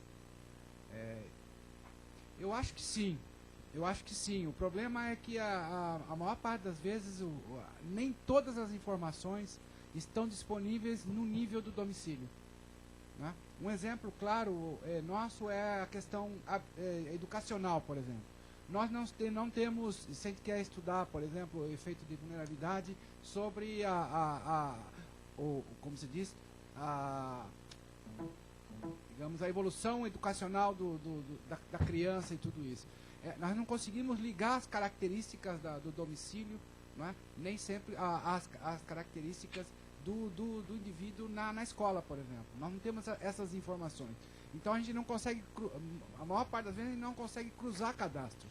Porque para a gente olhar como situações de vulnerabilidade tem efeitos sobre algumas variáveis de respostas, a gente precisa poder cruzar cadastros. Por exemplo, o Chile faz muito bem isso. O Chile tem informações que permitem cruzar, saber onde as crianças estudam, onde elas estão morando e quais são as características do seu domicílio. Então eu acho que é perfeito. O próprio censo permite que você classifique cada família como vulnerável ou não vulnerável, segundo alguma estratégia que você use. Só que, na verdade, depois, para você levar isso para as consequências, por exemplo, mais de algumas variáveis respostas, aí você também não consegue. Mas eu acho que a gente tinha que avançar nesse sentido, né? Para evitar o máximo possível essa trampa, como dizem na Argentina, essa armadilha, desculpa, essa armadilha que a gente tem de trabalhar com o ecológico e correr o risco da falácia, da tão famigerada falácia ecológica, né? Então, a maior parte das vezes a gente está caminhando de uma forma falaciosa, digamos assim, ou seja, atribuindo aos indivíduos uma característica que é do território, né? Ou a média do território. Enfim, é um desafio grande, mas eu acho que a gente pode avançar, sim. Bom, não chegou mais nenhuma pergunta à mesa, mas vocês fiquem à vontade ao longo do seminário, os professores estarão aqui para poder responder. Eu vou encerrar essa mesa, nós vamos ter um intervalo agora, 10 minutos? 10 minutos de intervalo, agradeço a todos, muito obrigado, principalmente aos palestrantes.